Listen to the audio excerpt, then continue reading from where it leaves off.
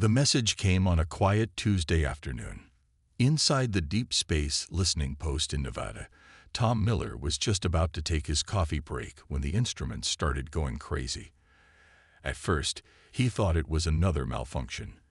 These things happened sometimes when solar flares hit the equipment. But this was different. The signal was too clear, too structured. "Hey, Bill, come take a look at this," he called out to his supervisor, who was dozing in the corner chair. Bill Rogers had been working at the station for 20 years, and very little could excite him anymore. But when he saw the readouts, his eyes went wide. "My God," he whispered. "It's not random noise. That's a message." Within an hour, the facility was swarming with government officials. The signal, they discovered, was being broadcast on multiple frequencies, using basic mathematical sequences as a foundation for communication. It took the combined efforts of the world's best computers and scientists 3 days to decode it. The message itself was simple, but terrifying. Asterisk, they are coming. The Devourers approach. We are the last of the Centauri Union. Our civilization falls. Save yourselves. They cannot be reasoned with. They cannot be stopped. They err? Asterisk. The transmission had cut off there, but the damage was done. Humanity's first contact with alien life came in the form of a warning about its own possible extinction. At first, many dismissed it as a hoax. That changed when the deep space telescopes detected massive energy signatures moving through the galaxy, consuming star systems in their path. Whatever these things were, they were methodically working their way toward Earth. The United Nations called an emergency session. For the first time in human history, every nation on Earth agreed on something: survival. The Earth Defense Initiative was born that day, with a simple mission: prepare humanity for war. General David Walker stood before the UN Assembly, his weathered face grim as he presented the situation. "Ladies and gentlemen, we face an enemy that has already destroyed at least one advanced civilization. We don't know their capabilities, their weaknesses, or even what they look like. What we do know is this: they're coming, and we have approximately 18 months before they reach our solar system." The next few weeks saw the greatest mobilization in human history. Old enemies became allies as everyone realized that petty national disputes meant nothing in the face of extinction. Every factory on Earth was converted to produce weapons and ships. Scientists worked around the clock, pushing human technology to its limits and beyond. The mountains of Colorado became home to the largest underground city ever built, designed to house millions if the surface became uninhabitable. Similar projects began in the Urals, the Alps, and the Himalayas. Humanity was digging in, preparing for a fight that would determine its very existence. In orbit, the first of the defense platforms took shape. Massive railguns and laser arrays, powered by solar energy, stood ready to defend Earth. The moon was transformed into a fortress, its hollow interior now housing factories and shipyards. Through it all, the public remained surprisingly calm. Perhaps it was shock, or perhaps it was something deeper: a stubborn human refusal to give in to fear. Children still went to school, though now their lessons included emergency protocols. People still went to work, though many now helped build the machines that would defend their world. One evening, as the sun set over the new defense installations in Nevada, Tom Miller stood outside the listening post where it had all begun. The desert wind whipped around him as he looked up at the stars. Somewhere out there, the Devourers were coming, leaving dead worlds in their wake. But Earth would be different. Earth would fight back. His radio crackled with another decoded transmission, this one from a different dying civilization. Asterisk. They feed on fear. They grow stronger with every world they terrify into submission. Asterisk. Tom smiled grimly. If these Devourers fed on fear, they were in for a nasty surprise. Because humanity wasn't afraid. Humanity was angry. And there's nothing more dangerous than a species with nothing left to lose and everything to fight for. As night fell over Earth, millions of people looked up at the same stars, each knowing that the greatest test of their species approached. But humanity didn't cower. Humanity stood ready, waiting to show the galaxy that sometimes the prey becomes the predator. The warning had been received. Now it was time to prepare for war. The first signs appeared near Jupiter's orbit. The space monitoring stations detected massive ripples in space-time, like waves in a pond. Something big was coming through. Admiral Jack Wilson stood on the bridge of the EDS Defender, Earth's largest battleship. After 18 months of preparation, humanity was about to face its greatest test. The crew worked silently at their stations, each person knowing their role in what was about to happen. "Contact," called out the radar operator. "Multiple objects emerging from deep space." "Sir, they're huge." The main screen lit up with images that made everyone's breath catch. The Devourer ships were like nothing they had expected. Each vessel was the size of a small moon, shaped like massive sea creatures from Earth's deepest oceans. Their surfaces seemed to pulse with dark energy, a mix of organic matter and advanced technology. "Count," Admiral Wilson asked, his voice steady despite the sight before him. "7 main ships, sir, and hundreds of smaller ones." The human fleet looked tiny in comparison. 200 ships, the best Earth could build in 18 months, spread out in defensive formation around Jupiter. They had turned the gas giant's gravity into a weapon, using it to help power their shields and weapons. The largest Devourer ship moved forward. Its surface rippled, and a transmission came through on all frequencies. The voice wasn't human. It sounded like multiple voices speaking at once, deep and hollow. "Primitive species," it began. "Your existence has been noted. Submit to consumption. Resistance will only increase your suffering.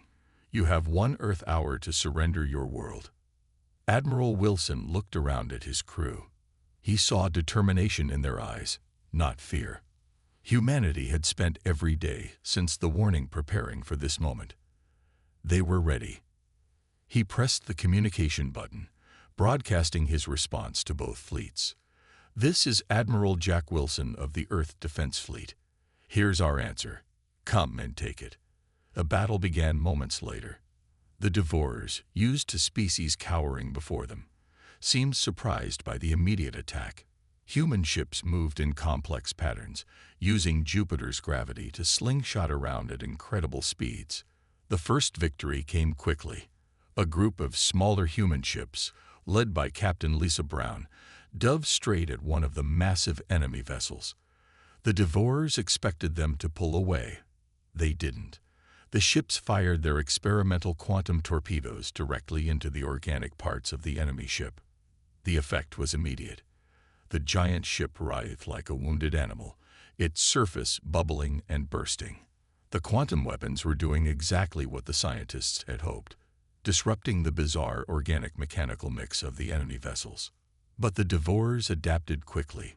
Their smaller ships swarmed forward, their weapons tearing through human shields like paper. 3 Earth ships exploded in quick succession. "Hold the line," Wilson commanded. "Pattern Delta. Don't let them past Jupiter." The battle raged for hours. The space around Jupiter lit up with weapons fire and explosions. The gas giant's radiation helped hide some of the human ships, letting them strike from unexpected angles. The Defender shook as enemy fire struck its shields. "Shields at 40%, reported the defense officer. "We can't take much more of this, sir." Wilson watched as another human ship sacrificed itself, ramming straight into an enemy vessel's weak point. The Devourers were learning that humanity wouldn't go quietly. Then something unexpected happened. The main enemy ship pulled back. The others followed. They retreated to the edge of the solar system, regrouping. The bridge crew cheered, but Wilson raised his hand for silence. "Don't celebrate yet," he warned. "They're not leaving. They're planning something." The final count was brutal. Humanity had lost 67 ships, but they had destroyed 1 major Devourer vessel and damaged 2 others. More importantly, they had shown the enemy something new: resistance. As the fleet regrouped around Jupiter's moons, Wilson received a message from Earth Command. Watching the battle had given them new data about the enemy's weaknesses. Project Iron Will was being modified accordingly. The first round was over. Humanity had bloodied the nose of a giant, but the real war was just beginning. The Devourers would be back, and next time they wouldn't underestimate the creatures they had come to consume. But that was fine with humanity. They had plans of their own. The red dust of Mars swirled around the domed cities as alarms blared through every corridor. The Devourers had returned, and this time they weren't stopping at Jupiter. Mark Cooper, head of Mars Colony Defense, watched from the main control room as the massive enemy ships appeared on their screens. The Mars colonies, home to 50,000 people, had always known they would be the first target if Jupiter's defense failed. "Begin evacuation protocol," he ordered, his voice echoing through the colony's communication system. "All civilians to the underground shelters. This is not a drill." The Martian defense fleet was small, just 30 ships compared to the hundreds that defended Earth. But these ships had been specially built for Mars conditions, using the planet's dust storms as cover. "Enemy ships approaching," reported his second-in-command, Linda West. "They're moving faster this time. They learned from Jupiter." Cooper nodded grimly. "Send the message to Earth. Operation Red Shield is starting." The plan was simple but costly. Mars would fight hard enough to make the Devourers commit their forces, buying Earth precious time to complete Project Iron Will. Nobody on Mars expected to survive. The battle began in Mars orbit. Human ships darted through the red planet's storms, striking at the massive enemy vessels before disappearing again into the dust clouds. The Devourers, frustrated by these tactics, started bombarding the planet's surface randomly. Inside Colony 1, the largest settlement, people rushed through underground tunnels toward the deep shelters. Years of drills meant everyone knew exactly what to do. Parents carried children, workers grabbed essential supplies, and colony guards maintained order. "Second wave incoming," someone shouted in the control room. The main screen showed 5 more Devourer ships joining the attack. Cooper pressed a button, sending a signal to all ships. "Begin Phase 2. The Martian fleet split into 3 groups. The first continued their hit-and-run attacks. The second positioned themselves around the colony's main reactor. The third group did something the Devourers didn't expect. They landed. "Enemy ships are taking the bait," Linda reported. "They're following the surface group." This was what they had planned for.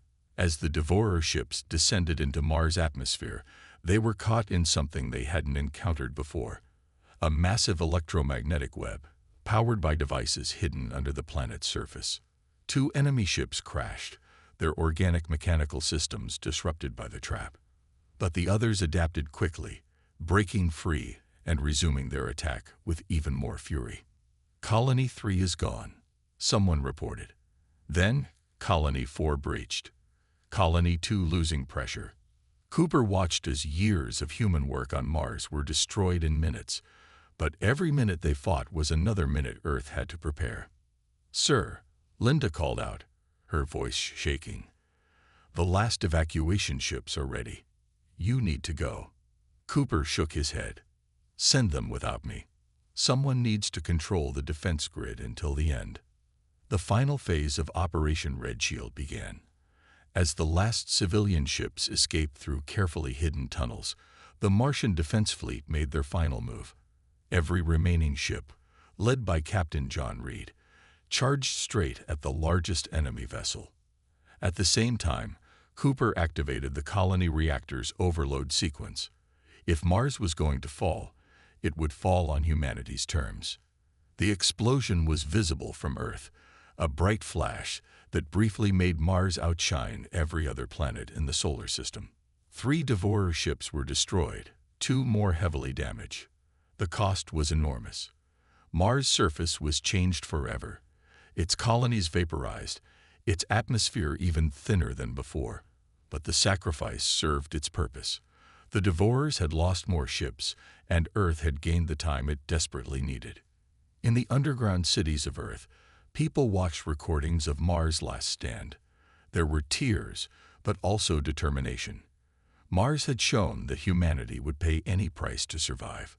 Project Iron Will was nearly ready. The Devourers thought they had won a victory at Mars. Soon they would learn that they had only made humanity angry. And an angry humanity was the most dangerous force in the galaxy. The moon hung in space, its surface now covered with weapon platforms and defense stations. After Mars, everyone knew Earth's ancient companion would be the next battlefield.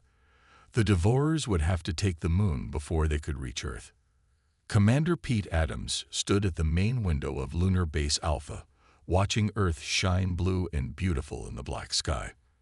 Most of the base was underground, carved deep into the moon's rock, but this observation post gave him a clear view of what they were fighting to protect.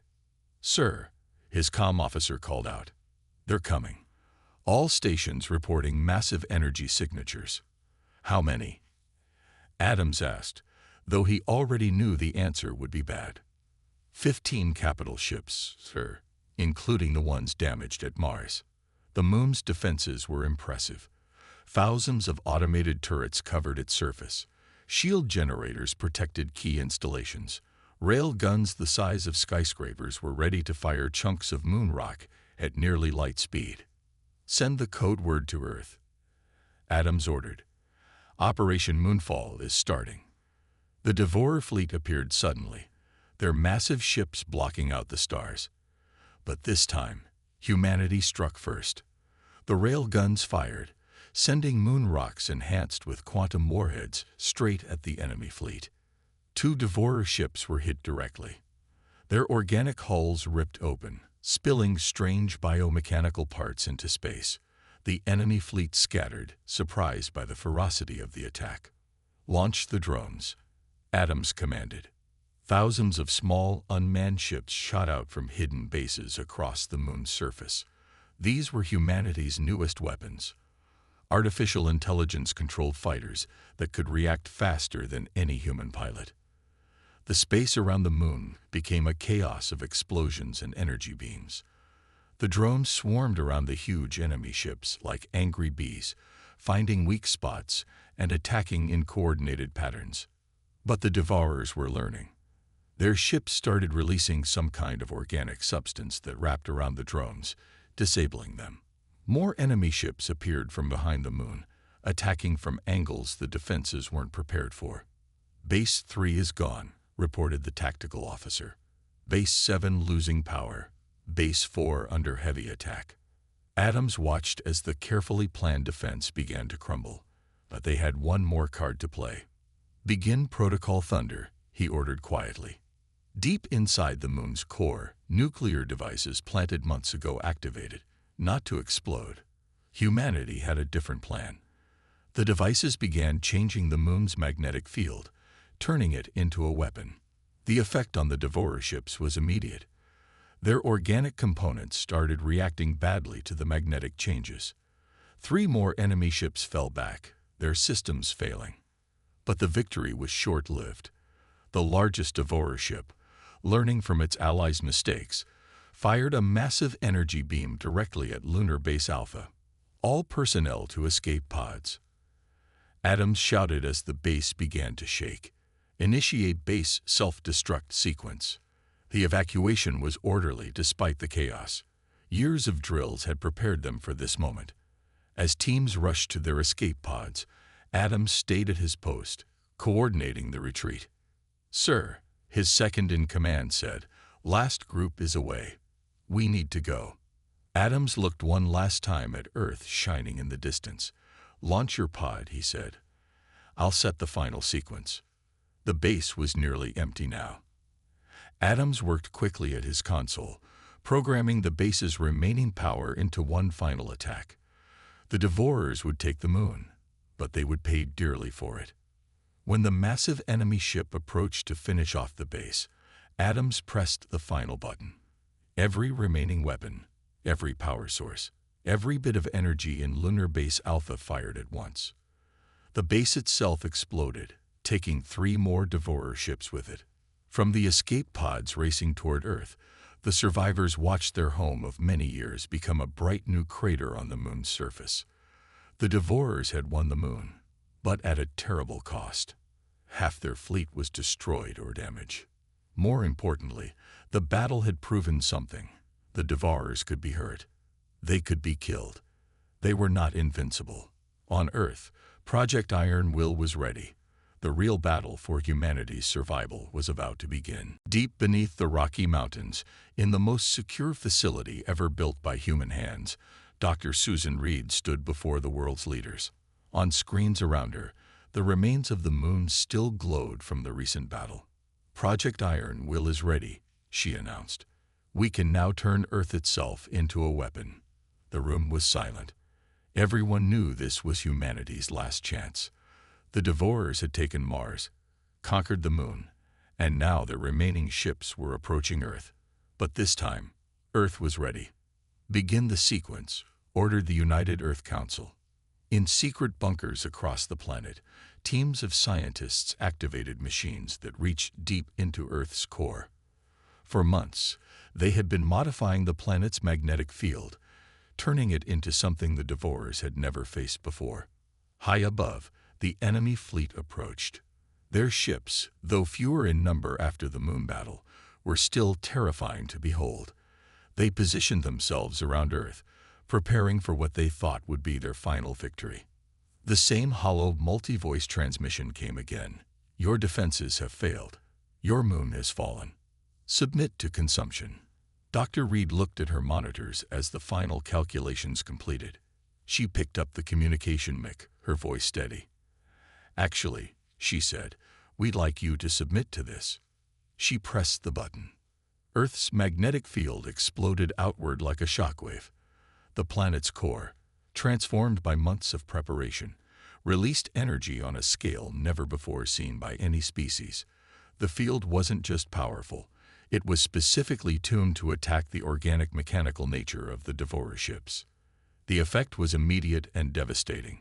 The enemy ships writhed in space, their hybrid systems failing as Earth's magnetic field tore through them. The smaller ships were the first to fall, their organic components literally ripping away from their mechanical parts. It's working, someone shouted. Look at the readings. The larger ships tried to retreat, but Earth's magnetic field followed them, guided by the satellite network humanity had carefully positioned over the past months. 2 more Devourer capital ships broke apart, their crews exposed to the vacuum of space. But Earth wasn't done. From hidden bases around the planet, humanity's newest ships launched. These vessels were different. They combined human technology with what they'd learned from studying debris from previous battles. They were smaller than the Devourer ships, but faster and more agile. Commander Rick Foster led the counterattack from his ship, the Phoenix. All ships, execute Operation Thunderstrike, he ordered. The enemy is wounded. Now we finish this. The human fleet moved with perfect coordination, targeting the weak points they'd identified in the previous battles. The Devourers, their ships already damaged by Earth's magnetic weapon, couldn't respond effectively. In the command center, Dr. Reed watched the battle unfold. The enemy fleet, once so terrifying, was now in complete disarray. As she studied the data coming in from the fighting, she noticed something strange in the readings. Look at this, she said, pointing to her screen. Every time we destroy one of their ships, the others seem to get weaker. It's like they're connected somehow. The battle lasted hours, but the outcome was never in doubt. By the time it was over, the mighty Devourer fleet was reduced to just 3 badly damaged ships, retreating past Neptune's orbit. For the first time since the warning message 18 months ago, people emerged from the underground cities. They looked up at a sky that was theirs again. Humanity had not just survived. They had won. But in the command center, Dr. Reed was still studying the data. We need to analyze the debris quickly, she said. I think we found something important. The way their ships responded to each other's destruction. I think we've discovered their weakness. The leaders gathered around her screens as she explained her theory. If she was right, this wasn't just a victory. It was the key to taking the fight to the enemy's home. Humanity had protected Earth. Now it was time to make sure the Devourers could never threaten another world again. The hunters were about to become the hunted. 2 months after Earth's victory, humanity's new fleet gathered near Saturn. 50 ships, each built with a combination of human innovation and captured Devourer technology, prepared for their most daring mission yet. Commander Kate Walker stood on the bridge of the flagship Vengeance, watching her crew make final preparations. The ship, like all others in the fleet, was smaller than the Devourer vessels, but far more efficient. Its hull glowed with a faint blue light, the result of combining Earth's magnetic field technology with the organic mechanical systems they'd salvage. Last report from Dr. Reed's team, her communications officer announced. They finished mapping the Devourer's retreat path. It leads to a star system about 30 light-years away. Kate nodded. After studying the debris from the Earth battle, scientists had made an incredible discovery. The Devourers weren't just a species. They were a hive mind. Each ship was connected to all others, sharing a single consciousness. When they lost ships in battle, they didn't just lose vessels. They lost parts of themselves. All ships report ready, her second-in-command, Ron Turner, reported. The alien refugees are in position too. That had been another surprise. After news of Earth's victory spread through space, other alien species had emerged from hiding. They brought their own ships and technology, eager to join the first real resistance against the Devourers in thousands of years. Send the signal, Kate ordered. Operation Huntsman is starting. The fleet jumped into hyperspace, using drive technology learned from their new allies. The plan was bold but simple: follow the Devourers home and end their threat forever. As they traveled, Kate studied the reports from their alien allies. The Devourers had been terrorizing the galaxy for centuries, consuming civilization after civilization, but they had never faced a species that fought back as hard as humans did. Exit from hyperspace in 3 minutes, the navigation officer called out. Kate addressed her fleet. Remember your training, everything we learned fighting them at Mars, the Moon, and Earth. Today we show them what happens when you push humanity too far. The fleet emerged from hyperspace into chaos. The Devourer home system was massive, a red giant star surrounded by dozens of organic mechanical worlds. But something was wrong. The remaining Devourer ships moved erratically, like they were confused. Look at their worlds, Ron said, pointing at the main screen. They're dying. Dr. Reed's voice came through the comm system from Earth. It's working exactly as we predicted. Every ship we destroyed in our battles weakened their entire species. They're a collective consciousness, and that consciousness is failing. The Devourer ships noticed the human fleet, but instead of attacking, they tried to retreat. For the first time in their history, the Devourers knew fear. All ships, attack pattern Delta, Kate commanded. Target their central world first. The human fleet split into 3 groups, using tactics perfected during Earth's defense. The alien allies provided supporting fire, their different technologies combining perfectly with human strategies. The Devourers fought back, but their movements were uncoordinated. Without their full consciousness, they couldn't fight effectively. One by one, their ships fell to the combined fleet's attacks. Commander, her science officer shouted, we're picking up transmissions from their worlds. They're begging for mercy. Kate's hand tightened on her chair's armrest. She thought about Mars, about the Moon, about all the civilizations these creatures had destroyed. Send them our message, she ordered. The words they had prepared were simple. Surrender completely or be consumed, just as you tried to consume us. The response was immediate. The remaining Devourer ships powered down. Their worlds stopped their strange pulsing. The species that had terrorized the galaxy for centuries chose surrender over extinction, something they had never offered their own victims. As the fleet moved to secure the system, Kate received messages from dozens of alien worlds. More species were emerging from hiding, ready to rebuild the galaxy. Humanity had done what no other species could. They had broken the Devourers. Send word to Earth, Kate ordered. The hunters are defeated. The galaxy is free. The crew cheered, but Kate kept watching the screens. Humanity had protected not just itself, but all intelligent life. The age of fear was over. The age of humanity had begun. 1 year after the surrender of the Devourers, Earth had changed.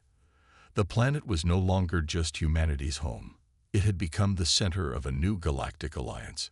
Ships from 100 different species filled Earth's orbit, their designs as varied as the creatures that built them.